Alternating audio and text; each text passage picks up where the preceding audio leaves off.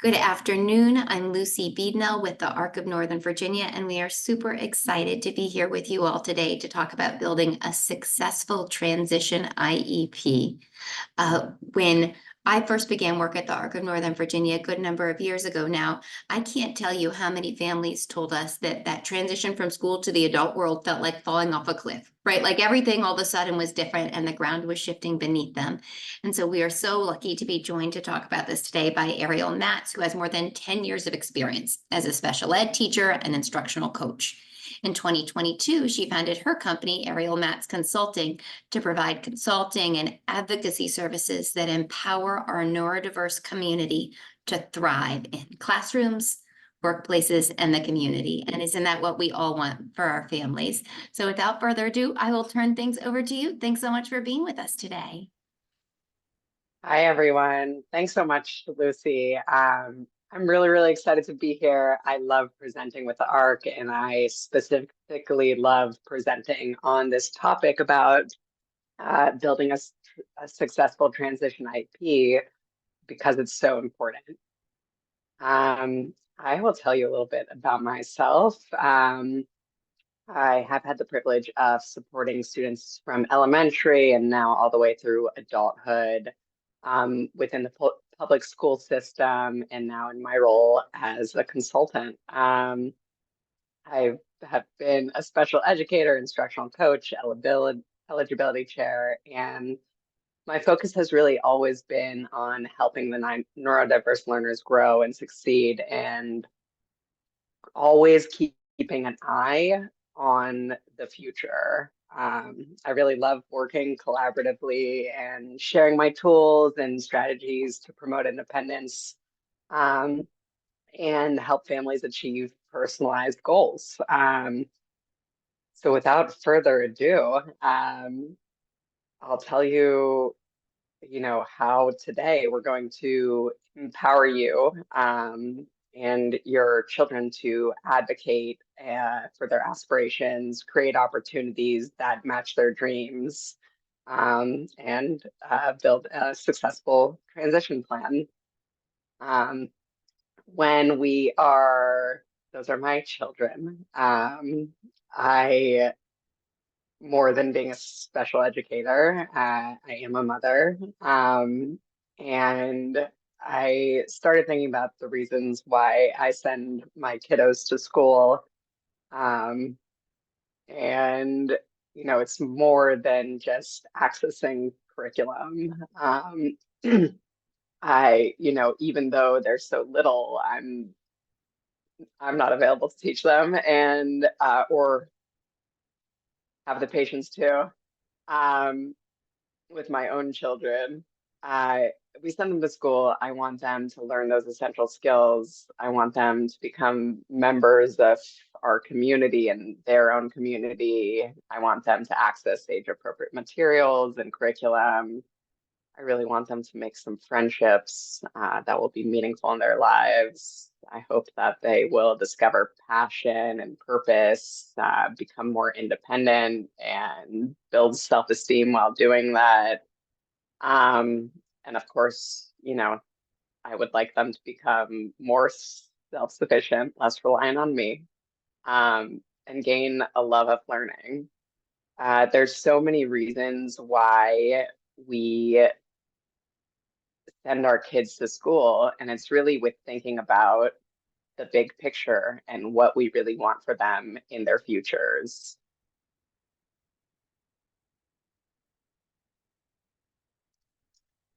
So my ultimate goal for my children and for yours is that they're going to be prepared for life beyond high school. Transitioning to adulthood successfully means more than just reaching a certain age of whether it's 18 or 22. It's about having a fulfilling life, being able to make meaningful contributions to our society. So before really getting into the details of the transition IEP, I'd like to pause and think about the big picture before you can develop a meaningful transition IEP.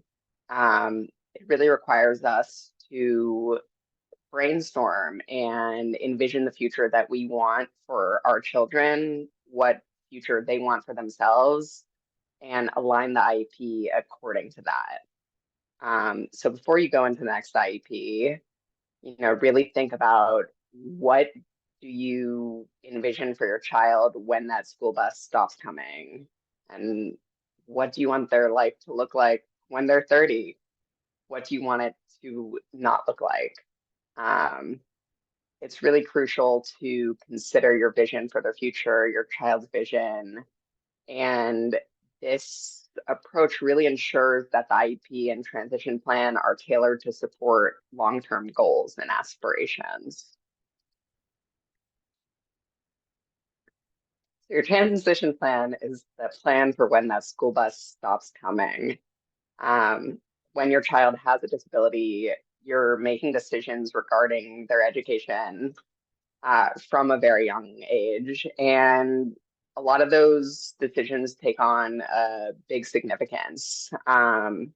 You're advocating for their needs from an early age, grappling with questions like, will they benefit from alternative assessments? How much time should be spent in general education settings?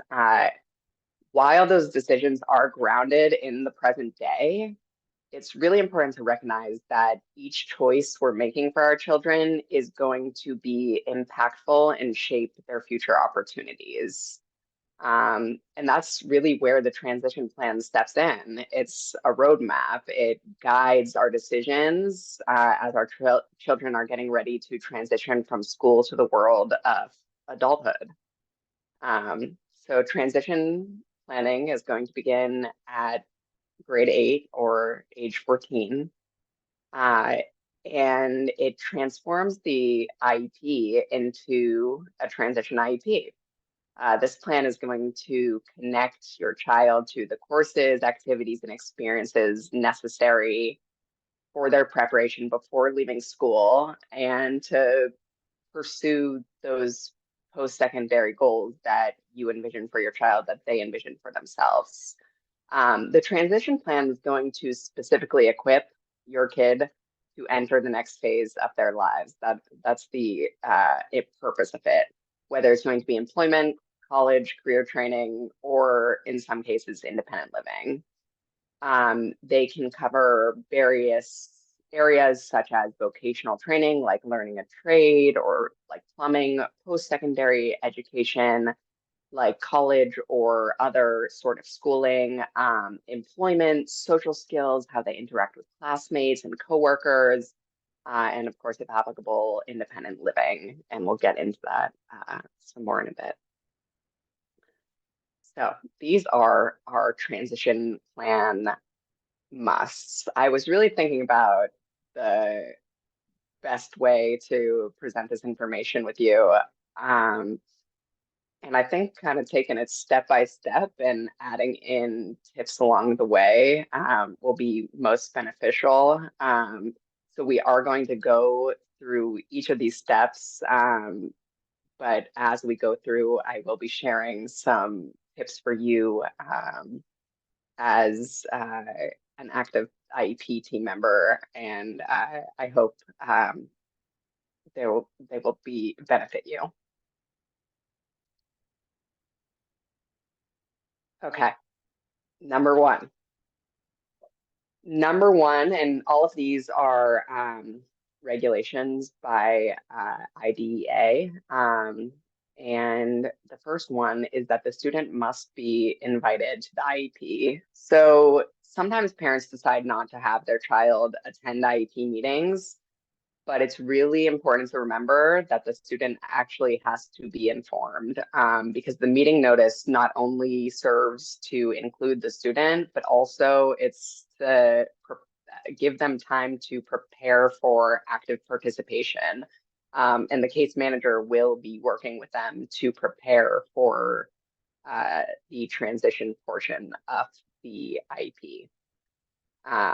Your insight is really invaluable here as you really know your child best and your child knows themselves. So I really think that the best way to be prepared for an IEP meeting is to collaborate with your child so that they can be active participants, come up with a list of strengths, needs, and interests. We'll go through each of those. And this is going to encourage them to become an advocate for themselves. They'll be able to share their strengths, support needs, interests, and future goals during the transition IEP. For each of these are really important categories, and all of this information that you bring to the table can be put into the child's present levels. So strengths. To prepare for providing information, you're going to start by thinking about your child's strengths. I want you to think about positive personality traits that could benefit them as adults, specifically when it comes to workplace skills. Consider their responsibilities at home and then behaviors in the community. For example, if your child is really friendly and social when meeting new people, this trait could be really wonderful to them in a customer service job.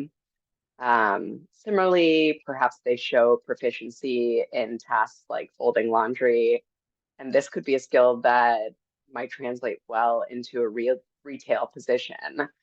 So all of these little things that they do are going to start adding up into a picture of how your child can contribute in the world of work. We're also going to consider what traits associated with their disability might be assets in the workforce. For instance, your child might be rigid with their schedule, and actually that could be good for them in the workplace because they excel at being punctual. If they have limited social interests, that could mean that they are very focused when they're completing tasks. Maybe if they're very, a disorganized individual, a little bit like myself, it might indicate some creativity in there. Again, more clues. This information can be developed to enhance your child's work capacities and maximize all of the potential that they really have in there.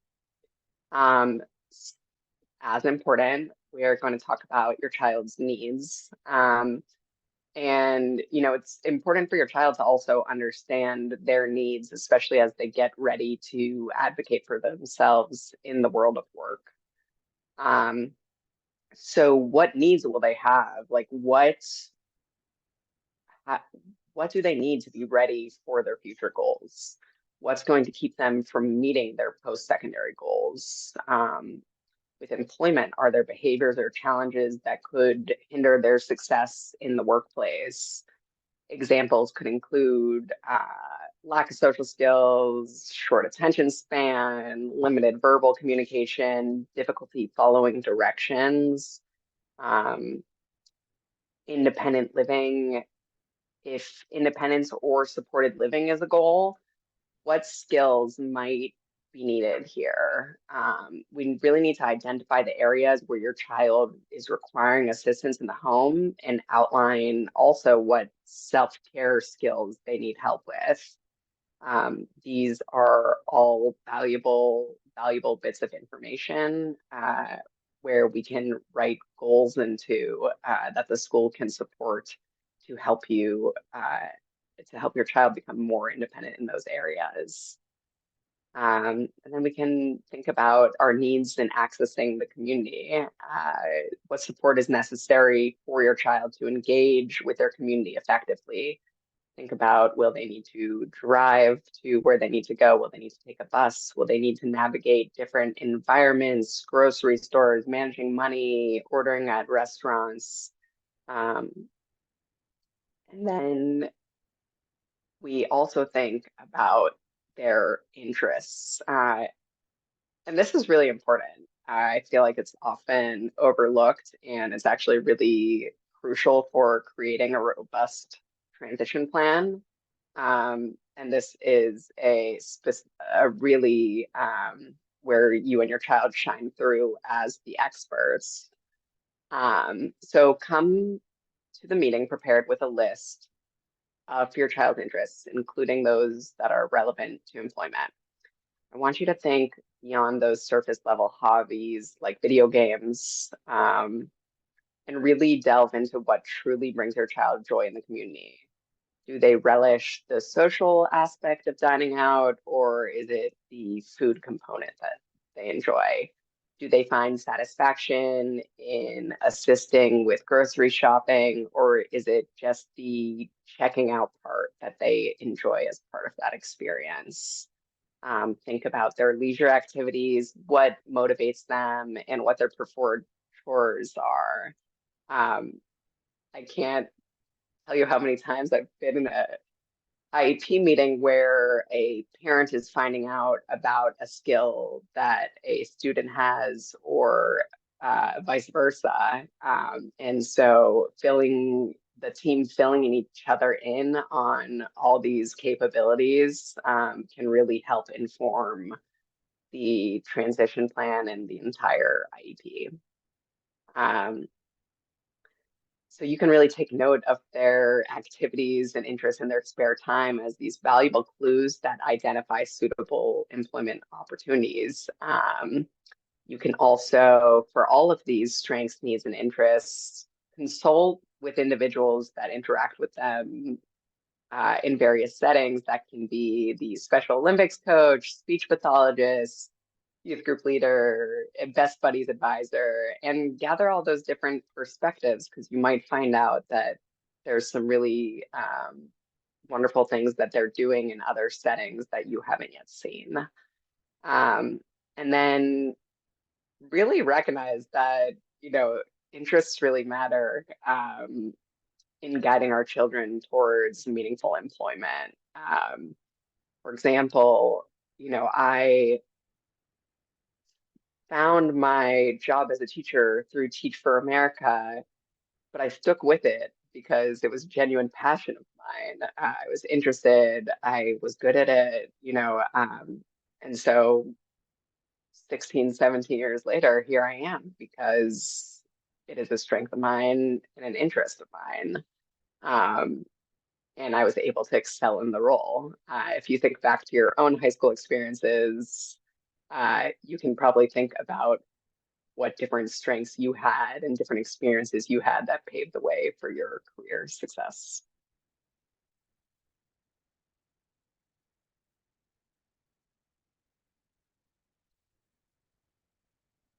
So these are some additional activities for that you can use to get your child ready for life outside the school system. And I know that this is going to be shared with you.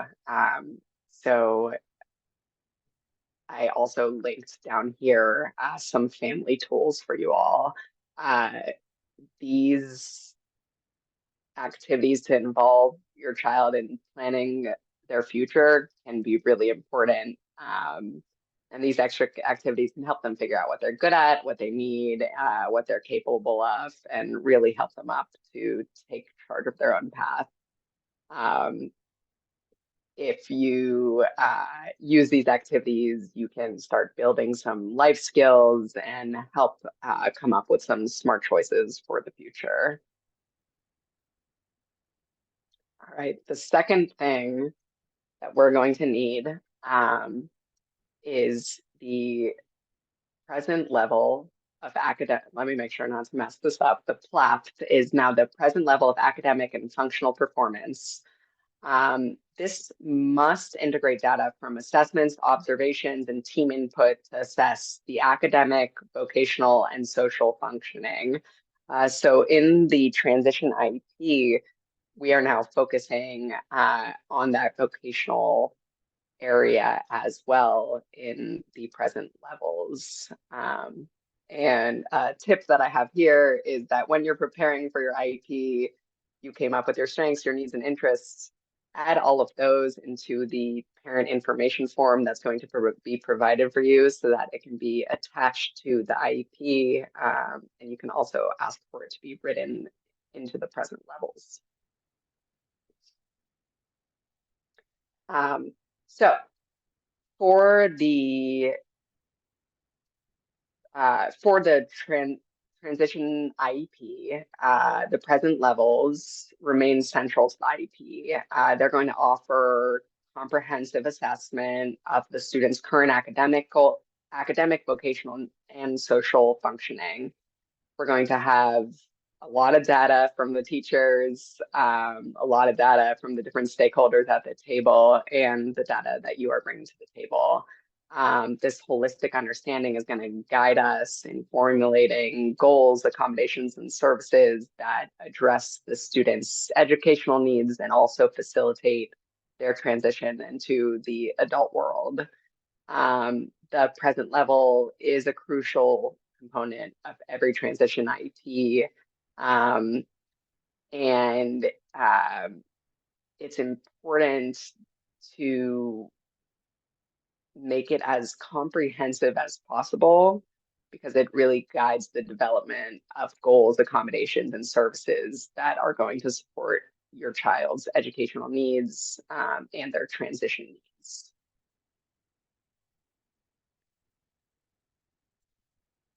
So as part of the transition IEP, you are now going to have post-secondary goals based on age-appropriate transition assessment. So this transition assessment information will now be included into the present level of academic and functional performance in the IEP. And you can see here that these are different types of evaluations of transition assessments that can be used. The transition manager, a case manager, is really going to take the lead in this process. They are going to identify your child's strengths, preferences, interests, and their support needs across different situations. It's not just a one-time thing. This is really an ongoing process that's going to start with that first transition IEP. And it's vital for your child's transition beyond high school. The assessments come in various forms. Some are formal, some are informal, and they really help your child gain a better understanding of themselves and start to imagine what life is going to look like past high school. So with those insights gained from assessment, they're going to start making better decisions that can really inform their career path and future endeavors. It is important, this is my tip right here, it's really important to note that each post-secondary goal is backed by 3 assessments to ensure an evaluation of your child's progress and their areas for improvement. You most often, I think, in the transition plans see interview. And while interviews are really helpful, they should be part of a broader range of assessments, methods to provide a really complete picture of your child's abilities and needs in the workplace.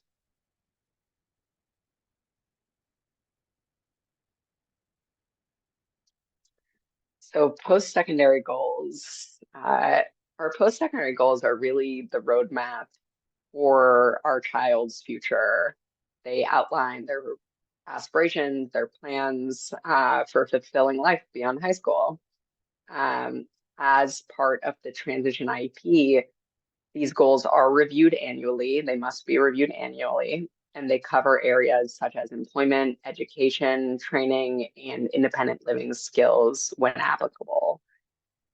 With all of these goals, you need to be able to say yes or no to them, and that is the way that you can tell if they are measurable.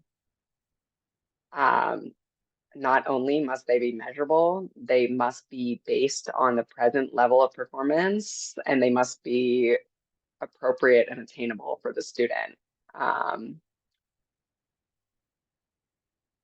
We really need to think of them, these post-secondary goals, as the cornerstone of the entire IEP, which details our child's aims for adulthood. They need to be realistic and attainable and provide a solid framework for your child's journey ahead. they must be, your child's employment options may vary, ranging from full-time paid positions to segregated employment, and that often involves unpaid or minimally compensated work.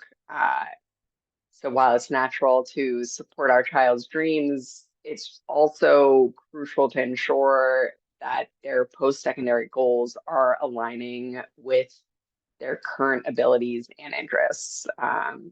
For example, if your child dreams of becoming a professional basketball player, but they are not currently at the varsity level, it might be necessary to explore a more realistic career path, and one that perhaps involves their passion for sports or basketball. Uh, in addition to employment goals, it's essential to consider appropriate living arrangements for your child. Um, all of these conversations, the strengths, needs, challenges, goals, really thinking realistically for the future are of course challenging, but also part of planning a successful transition. If we start with appropriate post-secondary goals, we can build meaningful opportunities throughout the school year, within our child's transition IEP.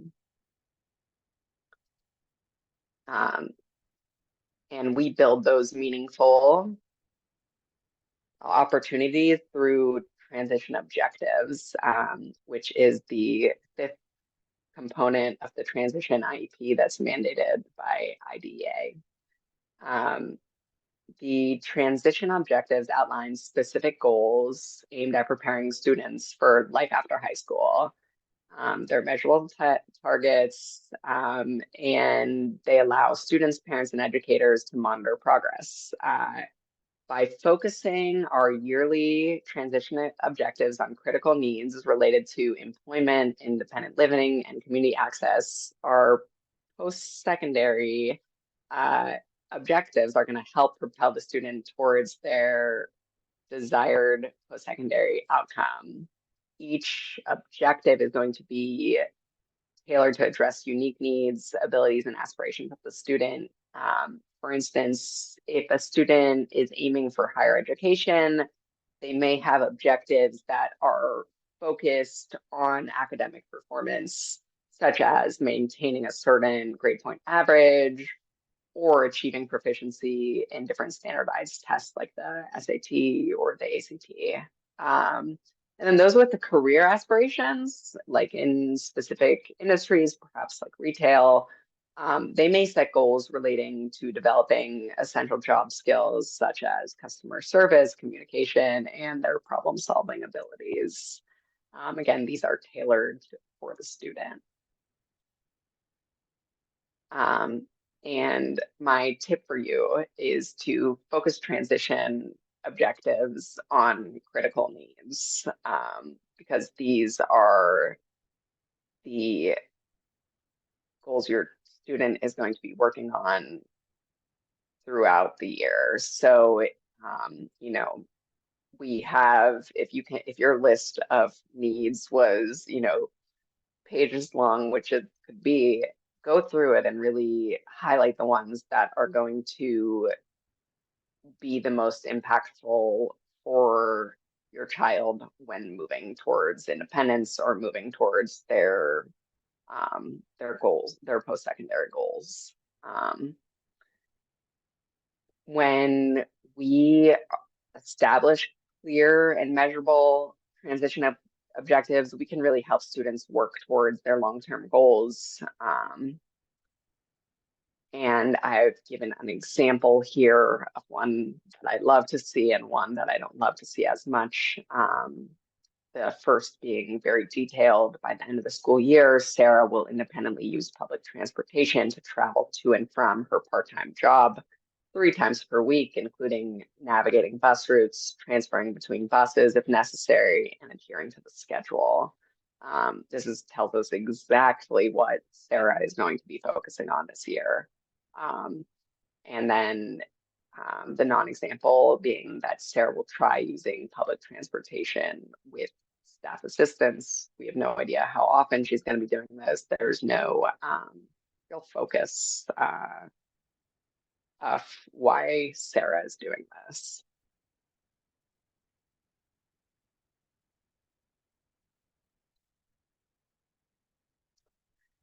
So the sixth mandate as part of the transition IEP is that our transition and services and activities have to support our students' progress towards their post-secondary goals. And I'll explain to you a bit more about transition services. So transition services are a comprehensive set of personalized support needs tailored to meet the individual needs of each student. They're all aimed at helping them achieve post-secondary aspirations. So these are different than the services page in your IEP. These services are going to include various aspects, including instruction, community services, related services, employment skill development, acquisition of daily living skills, and potentially a functional evaluation, vocational evaluation. As we explore the range of transition services available, the central questions we ask ourselves is what opportunities can we create in the coming year to support our child's post-secondary goals? Our transition plans should include yearly activities that are designed to facilitate progress towards goals, whether that means pursuing post-secondary education, entering a chosen career field, or achieving independence. So some examples of those activities could be utilizing organizational skills in the school's mailroom, perhaps volunteering at an animal shelter, exploring weekend job opportunities, integrating tasks from that they've done at the work site into home routines for ongoing skill reinforcement. Instructional support plays a fundamental role in the academic, vocational, and independent living skills. Your child may benefit from academy support services or specific career or college-related courses such as education for employment or independent living skills. As part of the transition plan, you can also have the service of community experiences, which allows students to engage in real-world activities within their communities, and that fosters a lot of social communication, great problem-solving skills, and can also reinforce some academic concepts in really meaningful ways.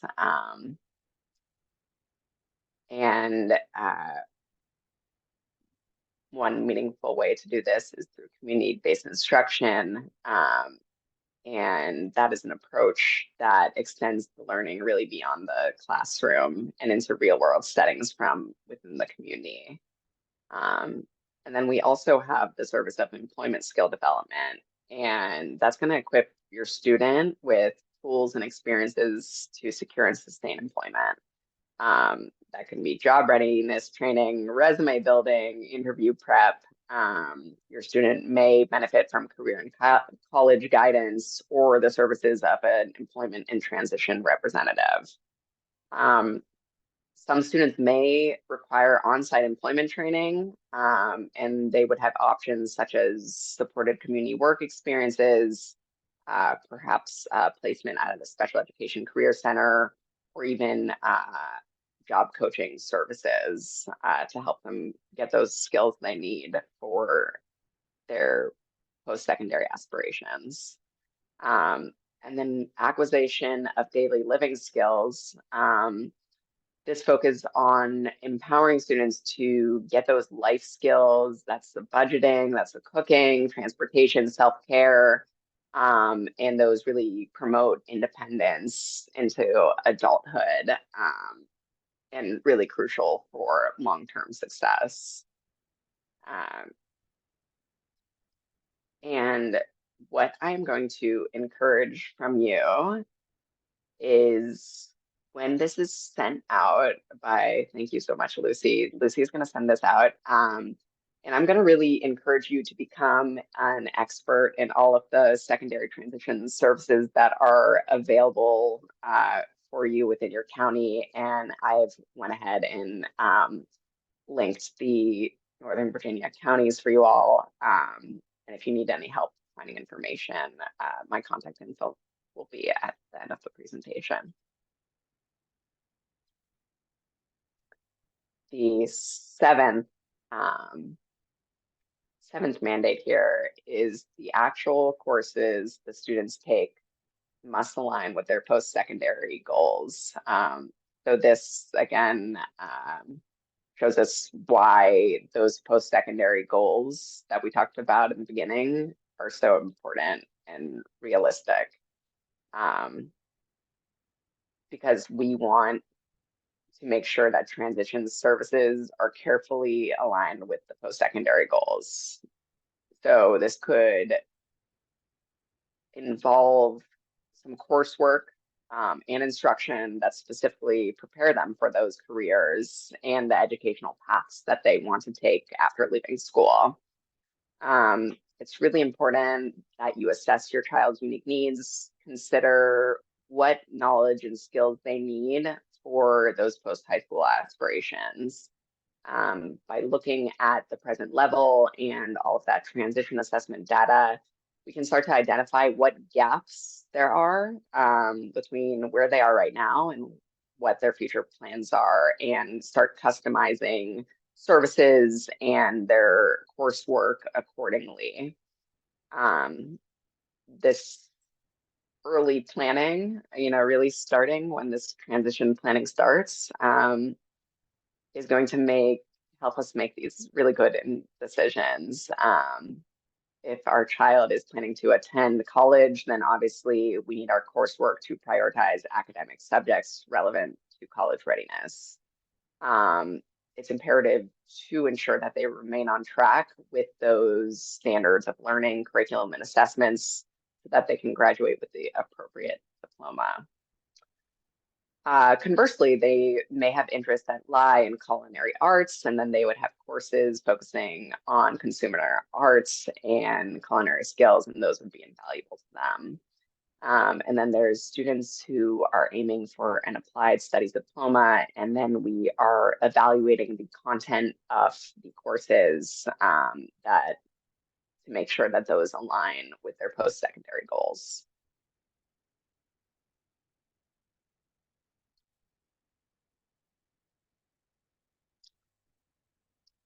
So the eighth mandate is that the annual IEP goals need to directly contribute to the attainment of post-secondary goals. And I'm going to explain that.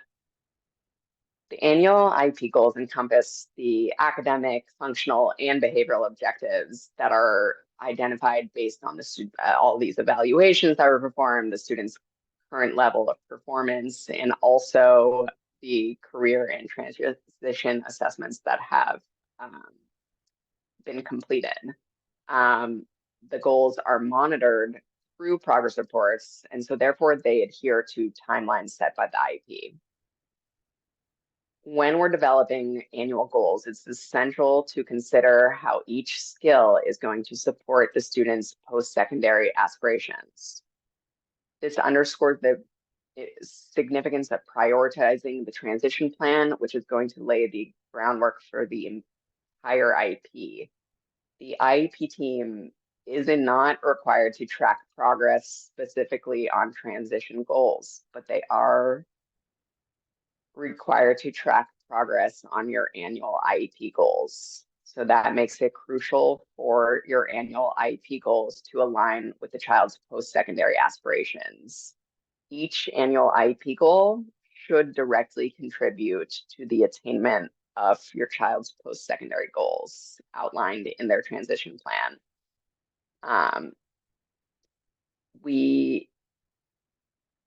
If a student wants to attend college, Again, they're going to focus on improving academic skills such as reading comprehension or mathematical proficiency.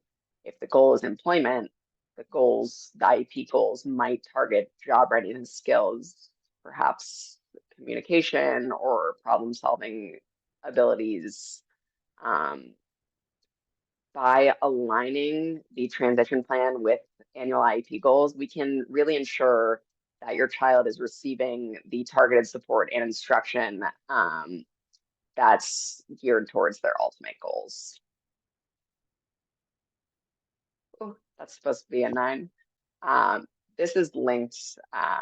Your tip down here is linked. The number 9, that says number 8, is the coordination of services and agency participation. And the coordination of services within the IEP plan, it's vital for ensuring that various support services and resources are aligned to meet the unique needs of each student. So this coordination is going to play a really critical role in your child's life post high school and crafting a transition plan. Interagency collaboration is going to involve partners with various roles such as the vocational rehabilitation services, mental health services, social services, and healthcare providers. And that's going to coordinate support for the student as they leave the school system. These agents may directly offer or facilitate services such as job training, work-based learning experiences, assistive technology, and accommodations to facilitate successful transition into adulthood. Vocational rehabilitation VR agencies specialize in providing services like job training, job placement, and vocational counseling, and assist with achieving employment goals. Our social service agencies are going to provide support in areas such as housing, transportation, financial assistance, and access to community resources. And that's going to be for promoting our independent living skills. And then we have our mental health agencies, which are going to offer counseling, therapy, and those are going to address emotional and the psychological needs of students as they transition. And then, of course, we have healthcare providers to offer medical and therapeutic services and promote overall well-being. Students can actually start connecting with DARS and the Department of Aging and Rehabilitation Services at age 14. And you can actually request them to come to that first transition IEP and start getting connected right away. And I gave you this link right here to connect and potentially get some pre-employment and transition services going through you. If the student isn't already connected, this coordination of services and agency participation is going to make sure that you are seamlessly moving from school to the world of adulthood. By fostering this collaboration between the different stakeholders, we're really ensure that it is a smooth transition.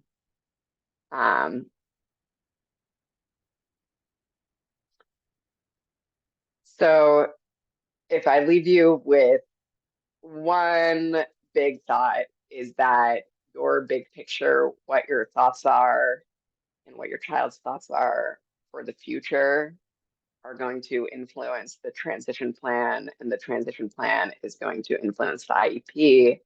And the IEP, in turn, the entire document is going to help guide your child back to their big picture goals. So when you are, if anything, if you are just at the end reviewing your child's IEP, if you can just think of how everything in there, the goals, these services, the accommodations are going to support your child's future, you'll be really a step ahead.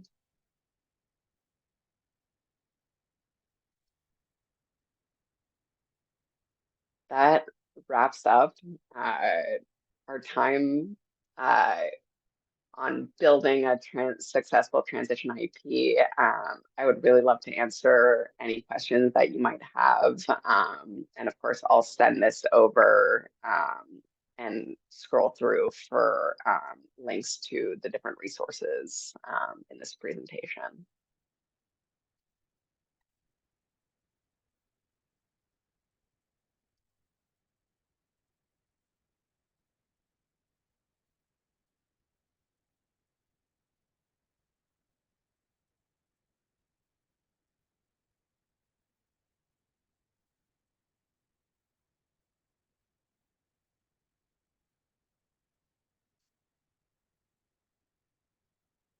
Lucy, were there any questions in the?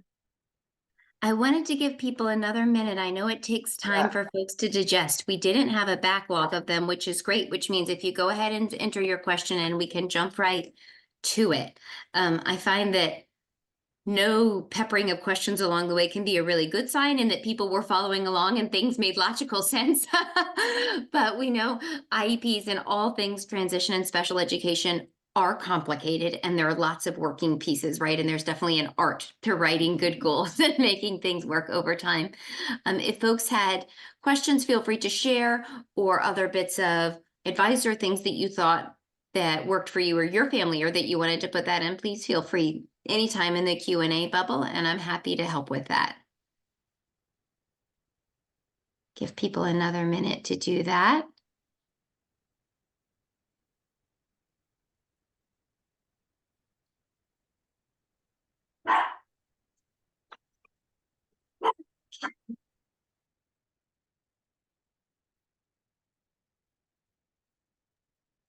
I don't see any coming in. Ariel, do you want to go ahead and end us, or did you have any final thoughts that you didn't have a chance to share? No, that's fine. I just thank you all so much for being here. And I am, if any personal questions come up that don't feel appropriate for, the whole group, feel free to email me at arielmassconsulting@gmail.com. And I hope you have a fabulous week. And I just thank you so much for being here.